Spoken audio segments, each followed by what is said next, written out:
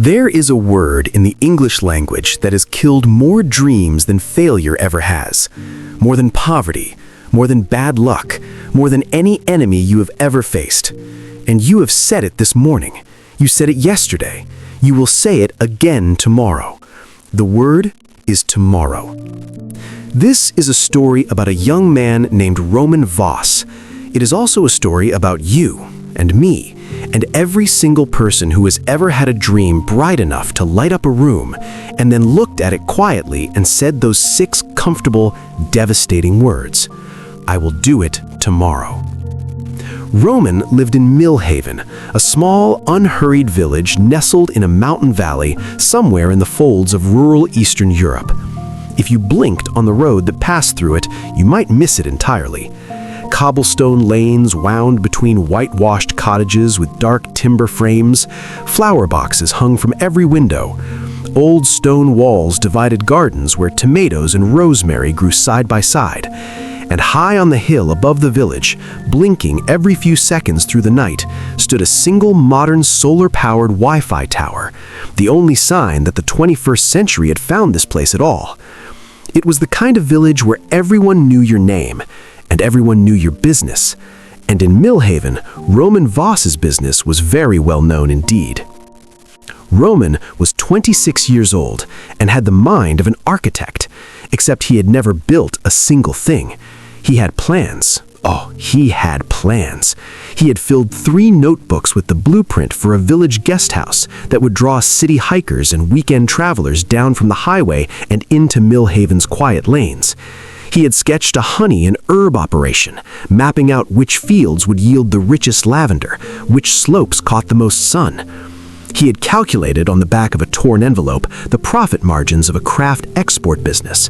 Hand-carved woodwork and hand-woven wool ships directly to boutique shops in Vienna and Prague. On his workshop wall, pinned in careful rows, were his printed charts, his handwritten goals, his ideas clipped from magazines. One note read, "This year is my year." Another, bolder one, "The world is waiting for me." And the dust on the corner of his desk said something else entirely. Everyone in Millhaven liked Roman. He was warm and generous, and when he talked about his ideas, you believed him, truly believed him, the way you believe a fire is coming when you smell smoke. He had that gift, but the fire never came. And so, quietly, over garden fences and across market stalls, the people of Millhaven began to say what no one would say to his face. Roman, that boy will plan himself straight into old age. Because for every dream Roman carried in his hands, he carried a reason to begin it tomorrow. And tomorrow, bless it, always agreed to wait. His mother, Helena Voss, sold preserves and dried herbs at the village market every Tuesday. She rose in the dark before the birds, labeled each jar by hand in her careful script, and stood for 6 hours in every season, through summer heat that made the cobblestones shimmer, through autumn winds that rattled her little stall, through winters when the jam lids frosted before she could seal them. She never complained. She simply kept going. And from that quiet, faithful going, she had kept the cottage warm and her son fed, and for a long time, hopeful.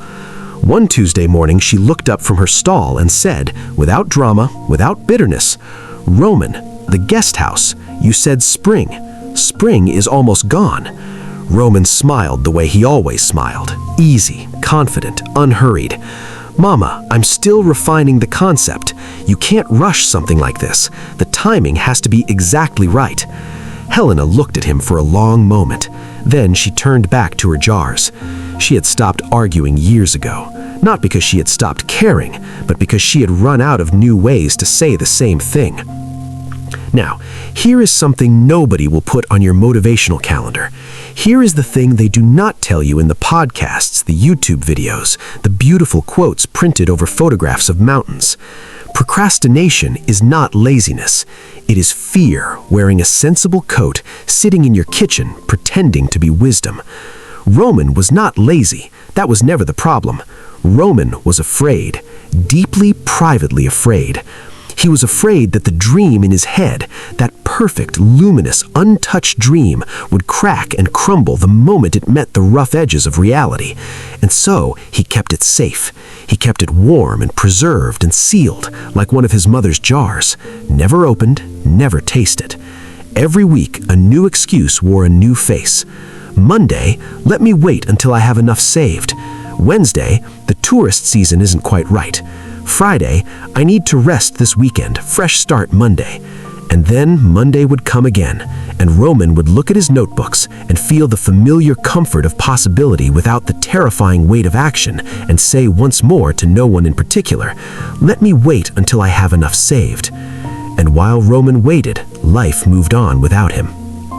His childhood friend, Petra, had no business training. She had no spreadsheets. She had no vision board on her wall. What she had was the back room of her family bakery, a pot of paint, a needle and thread for the curtains, and a listing on one website with 3 photographs taken on her phone. By the time Roman was still perfecting his concept, Petra was fully booked through July. Roman stood across the cobblestone lane one afternoon and looked at Petra's place. The flower boxes she had filled herself, the hand-lettered sign in the window, the 2 city couples on the step with their coffee and their luggage, and their satisfied faces. Petra came out, saw him, and waved. "I didn't wait for it to be perfect, Roman," she said simply. "I just opened the door." He smiled, he nodded, he walked home.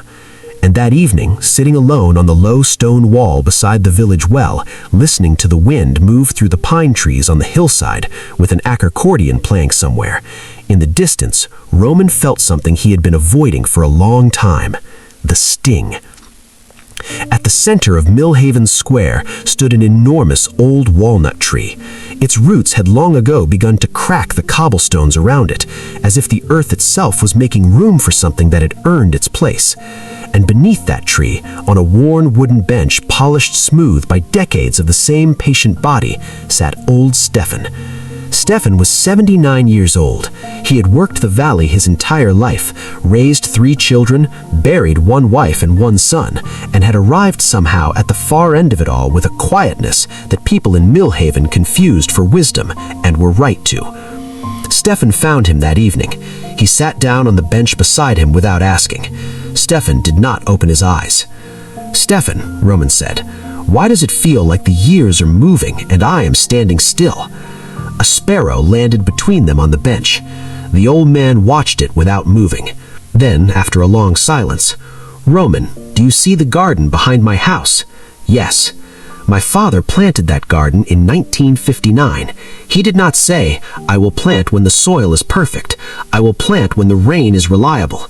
I will plant when I am ready.' He said, 'I will plant today.' And so he planted, in imperfect soil, in uncertain weather. Some things did not grow.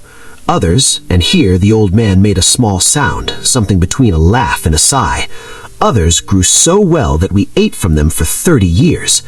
Stefan turned and looked at Roman directly. "Do you know what the difference is between a gardener and a man who is hungry?" Roman said nothing. "The gardener knelt down, that's all. He simply knelt down and put his hands in the earth." Roman walked home slowly that night. The oil lamps glowed behind cottage windows. The Wi-Fi tower blinked steadily on the hill. Old stone and new light. Past and possible. And something had cracked open inside him. Not broken, cracked. Like a seed splitting from the inside out because it was finally ready to become something else. Roman was awake before the light the next morning, not scrolling, not watching, not listening to someone else talk about what he should be doing with his life. He was writing. 1 page, 1 plan. Not 100 steps, just the first one. He did not open a guest house that morning. He did not file paperwork or build a website or buy new furniture. He did not wait until he felt ready, because he understood now, with the cold clarity of a man who has finally stopped lying to himself, that ready is not a feeling that arrives before you begin. Ready is a feeling that is built slowly by the act of beginning. He walked to old Mr. Haas's unused stone cottage at the edge of the village and knocked on the door. Mr. Haas, who had not seen that cottage earn a simil coin in 11 years, heard Roman out. He named a price so low it was almost an act of charity. Roman paid it from the money he had been saving for a new laptop. The cottage was dusty. There were cobwebs in the window corners. The stone walls were cold and the floorboards groaned. Roman stood in the doorway for a moment, looking at all of it. Then he picked up his broom and he began. He called his cousin in the city who worked in tourism. She laughed at his early questions, warmly, not unkindly, and then began to answer them. He drove 2 hours on a winding mountain road to attend a small regional host workshop, standing in the back because all the chairs were taken. He listed the cottage online with 3 photographs taken on his phone in the late afternoon light, when the old stone looked golden. And slowly the people of Millhaven noticed something different. Roman was not talking as much, but he was doing more. One morning, Helena came to find him at the Haas cottage. She stood in the doorway watching her son carry a box of linens across the room. "Since when?" he asked, without looking up. "Since I stopped waiting for tomorrow," Roman said, without looking up. And then, after a moment, he smiled. "I should have started a long time ago, Mama." Helena crossed the room and put her hand against his face. She did not speak. She didn't need to. 14 months later, the Haas cottage was unrecognizable. Window boxes spilled over with geraniums. The stone glowed pale gold in the afternoon sun. A hand-painted sign hung above the door, Roman's Ridge, a village stay. A young couple from the city sat on the porch with their morning coffee, watching the mist lift slowly from the valley below, wearing the faces of people who had found exactly what they did not know they were looking for. But let me be honest with you here, because stories like to make things cleaner than they are. His first 2 guests left a 2-star review. The boiler broke in November and cost him more than 2 weeks of income to fix. He underpriced himself for 3 months out of fear. He made mistakes. He apologized. He fixed them. He made different mistakes. He fixed those too. But he did not stop. And that, only that, is the difference between a dream and a reality. One evening, Roman walked to the square with a small jar of honey, the first batch from the 2 hives he had started at the back of the cottage. He set it beside old Stefan on the bench beneath the walnut tree. "From your place?" Stefan asked without opening his eyes. "From my place," Roman said. The old man was still for a moment. Then, "Tell me, when you began, were you afraid?" "Every single morning." "And now?" Roman thought about it. The broken boiler, the 2-star review, the slow climb, the couple on the porch this morning with their coffee and their peaceful faces. "I am still afraid," he said, "but I am also doing it." Stefan nodded, slowly, the way a man nods when he has been waiting a very long time to hear exactly those words. There are people like Roman in every village, in every city, in every quiet bedroom in the world right now, where someone is lying awake with a dream so clear and so vivid they can almost touch it, and a reason, ready and waiting on the nightstand for why tonight is not the night to begin. And I want to say something to that person. To you, if you are that person. The dream is not the problem. The dream is good. The dream is necessary. The dream is the seed.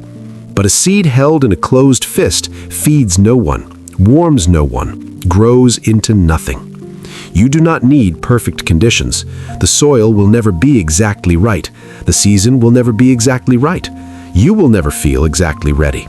And the ones who wait to feel ready are the ones who reach the end of their lives with their hands still closed. You only need to do one thing. Kneel down, open your hand, put the seed in the ground today.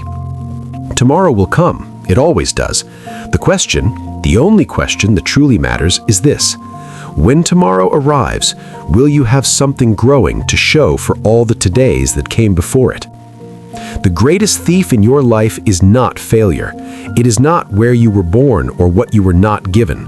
It is the 6 words you have spoken every single morning that have cost you everything. I will do it tomorrow. Do it today.